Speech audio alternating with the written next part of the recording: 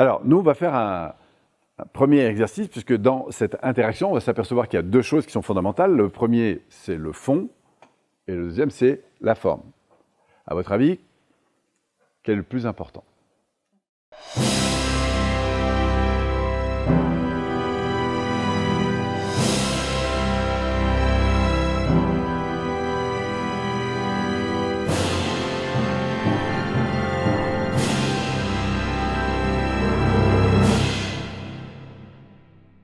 Au final, ce qui va nous intéresser le plus, c'est le fond.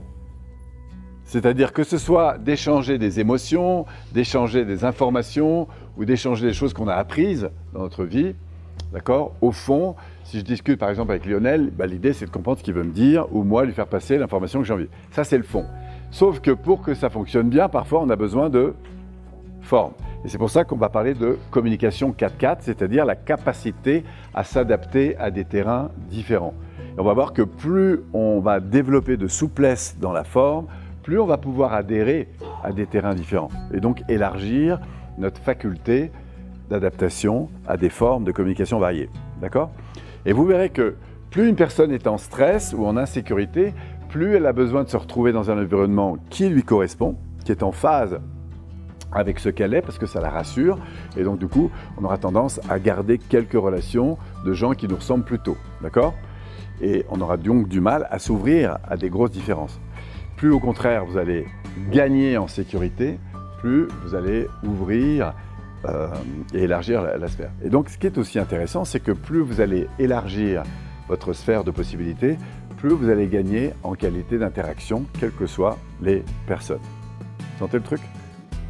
Alors, pour obtenir tout ça, il y a quelques clés pratiques qu'on va voir ensemble. La première, et on va directement démarrer par un petit exercice que je vous inviterai d'ailleurs à faire régulièrement, parce que c'est un très très bon truc pour éveiller votre attention et mesurer votre capacité à l'écoute. Ça se fait par deux. Enfin, nous on va le faire par deux. Après, vous pouvez le faire comme ça. Tu veux te prêter expérience avec moi, Serge? Ah ben, vous allez vous mettre dos à dos. Donc Serge, il va regarder dans cette direction et moi dans l'autre. Pourquoi? Parce que je veux sortir du champ visuel. Et Serge va me raconter un truc vraiment sympa qui lui est arrivé. Un souvenir, une rencontre, une soirée sympa, enfin ce qu'il veut, d'accord? Et moi, mon rôle, c'est de reprendre ce qu'il me dit avec le plus de précision possible. Ce qui veut dire que je ne vais pas faire un exercice de reformulation, mais un exercice de répétition. Je vais dire exactement ce qu'il dit, ok? Donc vas-y, commence et je vais vous montrer comment je fais.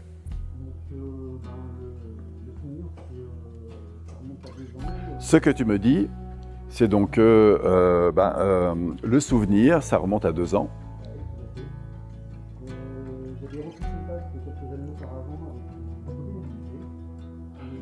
Ce que tu me dis, c'est j'avais repris contact auparavant avec une copine du lycée.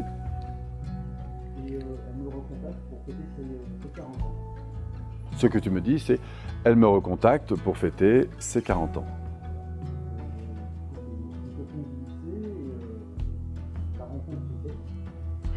Du coup, c'est une copine du lycée et la rencontre se fait. Bon, etc., etc. Ok? Donc, vous allez faire ça pendant à peu près 2 minutes. Toi, t'attends la fin de soirée, ouais, je te vois. On n'est pas dans un exercice de celui qui va répéter la plus longue phrase. D'accord? Sortez de ça, absolument. Mettez-vous à l'aise. C'est-à-dire que faites des phrases, prenez des phrases courtes. Et voyez le signal c'est moi qui l'envoie. Le signal c'est ce que tu me dis c'est 2 points. Il me dit je dis je. Pourquoi? Parce que l'exercice ça consiste à répéter exactement ce qu'il dit, mot pour mot. D'accord? Ça marche? Alors il est clair que quand vous racontez votre histoire, c'est important d'être clair parlant. Parce que si vous hésitez beaucoup dans tous les sens, ça va être plus compliqué à répéter. D'accord? Donc moi, je vous invite à raconter un truc que vous avez réellement vécu. Notamment un truc qui a été super pour vous. D'accord? On verra pourquoi. Et l'exercice là, c'est juste de répéter. Si jamais vous perdez le fil, c'est pas grave. Vous arrêtez et lui, il continue. D'accord? Ça marche? Vous allez faire ça 3 minutes dans un sens, enfin plus de 2 minutes, entre 2 et 3 minutes. Ok? Et après, vous allez faire dans l'autre. Pourquoi? 1. Pour évaluer votre capacité à répéter, vous allez voir, ce n'est pas forcément évident, d'accord? mais c'est ce que vous allez évaluer par vous-même. Et puis la deuxième chose, c'est un point très important qu'on va voir, mais on va le voir à partir de l'expérience. Donc je ne peux pas vous le dire maintenant, d'accord ?